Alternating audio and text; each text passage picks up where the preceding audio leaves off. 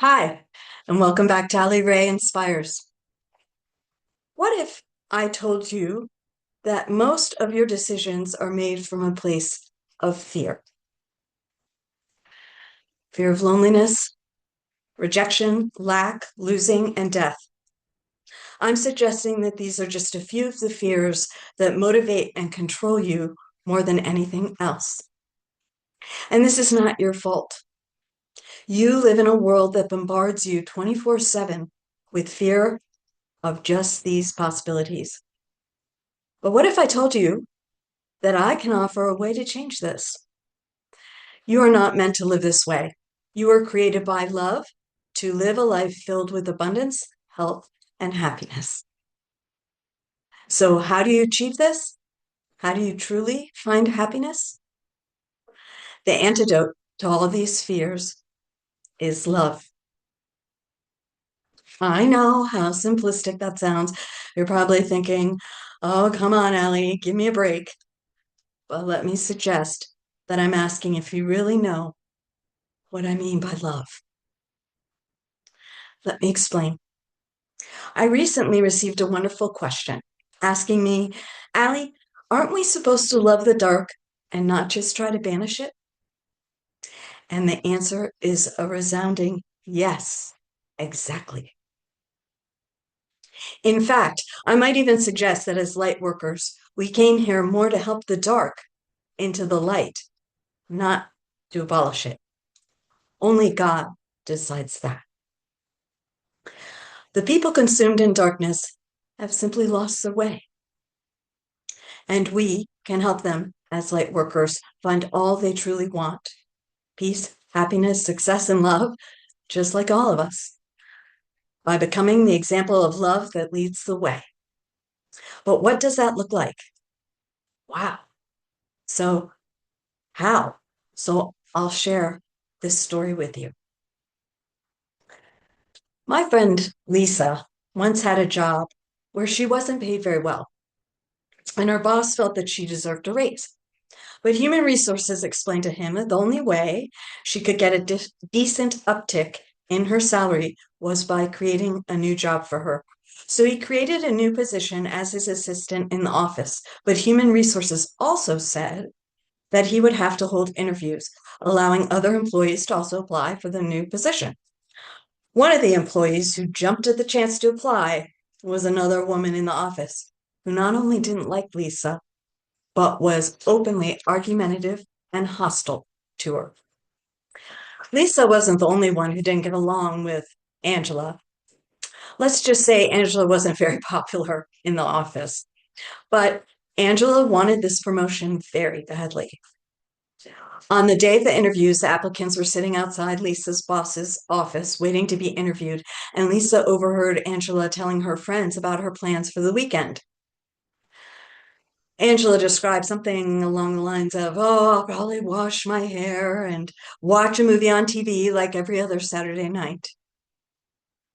And in that moment, my friend Lisa saw Angela's pain and loneliness. Lisa explained that it made her think about how much she was looking forward to the weekend, involving plans with her boyfriend and their friends. She realized how happy she was in her personal life. Despite not having a large salary, she still really liked her job. The actual reason Angela, on the other hand, was so unkind to everyone was that deep down she was sad, and sadness always comes from fear. Work was really the only thing that mattered to Angela. Her career was all she had. Angela was called into Rob's office to interview first. She was in there for around 20 minutes, and when she left the office, she walked by Lisa, smirked, and said, "Good luck." Angela then turned to her friend and said, "I definitely got the job." For the first time ever, Lisa said she felt bad for Angela, like it was all a setup. And when it was Lisa's turn to interview, Rob smiled at her and said, "You know, this is just a formality. The job is already yours. But human resources has to keep things legal and allow everyone the chance to interview for the new position." Lisa really wanted the raise. But she told me that she took a deep breath and told Rob that Angela should get the job. Naturally, Rob looked shocked and asked, "Are you saying you don't want the job?" She then explained to Rob that what she had heard Angela say about her plans for the weekend and how it had changed her opinion of her. "Lisa," Rob replied, "you know I created this job for you, and I'm not going to give it to Angela out of pity. If you don't want the job, that's one thing, but I don't want to work directly with Angela. I find her difficult, and I don't think she'd be a good fit. You know I worked hard to create this position for you." "It's not that I don't want the job," Lisa replied. "It's that I truly believe Angela is the best candidate for it. You should give her the position. I so appreciate you doing this for me, but Rob, I'm happy. And although I could use extra money, I'm really doing okay. I think Angela will do a great job because I believe her career is the most important thing in her life, if not the only thing. In the end, I really think she needs this more than I do, and she will work really hard for you." Long story short, Angela ended up getting the promotion, and Lisa made Rob promise that he wouldn't tell Angela anything about Lisa's role in the promotion for Angela. It was critical to Lisa that Angela feel that she was, in fact, the best candidate and had gotten the promotion because she deserved it. And Lisa really believed Angela was the best candidate. As difficult as Angela could be, she was a hard worker and put everything into her job.